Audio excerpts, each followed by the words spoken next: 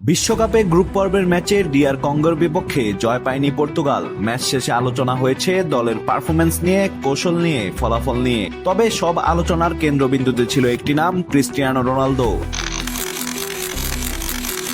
41 বছর বয়সী এই কিংবদন্তি হয়তো এখনো বিশ্বের সবচেয়ে আলোচিত ফুটবলারদের মধ্যে অন্যতম।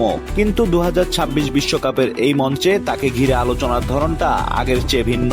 কারণ আজকে রোনালদোকে আর শুধু গোল কিংবা রেকর্ড দিয়ে বিচার করা হচ্ছে না, তাকে বিচার করা হচ্ছে তার এই অতীতের সঙ্গে। যারা রোনালদোকে ক্যারিয়ারের শুরু থেকে দেখছেন তারা জানেন এই নামের ওজন কতটা। একটা সময় ছিল যখন রোনালদো মানেই তীব্র গতি, অবিশ্বাস্য ক্ষিপ্রতা এবং প্রতিপক্ষের ডিফেন্সের জন্য এক দুঃস্বপ্ন। মাঠের বাম প্রান্ত থেকে শুরু করে বক্সের ভেতর পর্যন্ত যেখানেই বল পেতেন সেখান থেকেই তৈরি হতো বিপদ। রোনালদো শুধু একজন তারকা ফুটবলার নয়, আন্তর্জাতিক ফুটবলে পর্তুগালের পরিচয় গড়ে তোলার পিছনে তার অবদান ছিল অসাধারণ। ইউরো শিরোপা, নেশনস লিগ এবং বিশ্বমঞ্চে ধারাবাহিক উপস্থিতি সবকিছুর কেন্দ্রেই ছিলেন ক্রিস্টিয়ানো রোনালদো। কিন্তু ফুটবল এমন এক খেলা যেখানে প্রতিটি কিংবদন্তিকেই একদিন সময়ের মুখোমুখি হতে হয়। আজকের বাস্তবতাও সেটাই বলছে। রোনালদোর জয়ের ক্ষুধা এখনো আছে, লড়াই করার মানসিকতাও আছে, কিন্তু 41 বছরের শরীর আর 28 বছরের শরীর এক নয়। ডিআর কঙ্গোর বিপক্ষের ম্যাচেও সেই বাস্তবতাই ফুটে উঠেছে। যে মুহূর্তগুলোতে এক সময় রোনালদো ডিফেন্ডারদের পেছনে ফেলে দিতেন, আজ সেখানে সময় যেন একটু বেশি লাগছে। যে গতি এক সময় তার সবচেয়ে বড় অস্ত্র ছিল, সেটি আর আগের মতো নেই।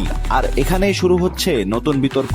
অনেক বিশ্লেষক মনে করেন আধুনিক ফুটবলে টিকে থাকতে বয়সের সঙ্গে সঙ্গে খেলার ধরনেও পরিবর্তন আনতে হয়। কেউ কেউ উদাহরণ হিসেবে লিওনেল মেসির নামটাও টানেন। আবার অন্যদের মতে রোনালদোর শক্তিটাই ছিল তার শারীরিক সামর্থ্য এবং গোল করার প্রবৃত্তি, তাই তার জন্য পরিবর্তনের পথটাও ছিল ভিন্ন।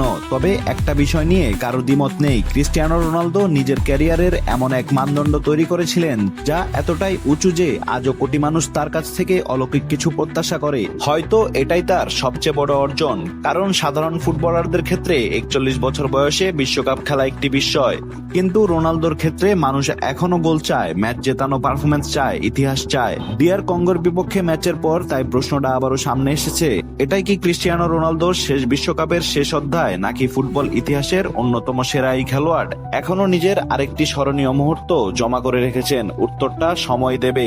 তবে একটি বিষয় নিশ্চিত, আজকের রোনালদো হয়তো আর আগের সেই রোনালদো নন, কিন্তু এক সময় তিনি যা করে দেখিয়েছেন তা শুধু পর্তুগালের ইতিহাস নয়, বিশ্ব ফুটবলের ইতিহাসেরও অংশ হয়ে থাকবে। আর সে কারণেই 2026 বিশ্বকাপে তার প্রতিটি ম্যাচ এখনো কোটি কোটি মানুষের কাছে শুধুমাত্র একটি ফুটবল ম্যাচ নয়, এটি একটি যুগের শেষ অধ্যায় দেখার অপেক্ষা।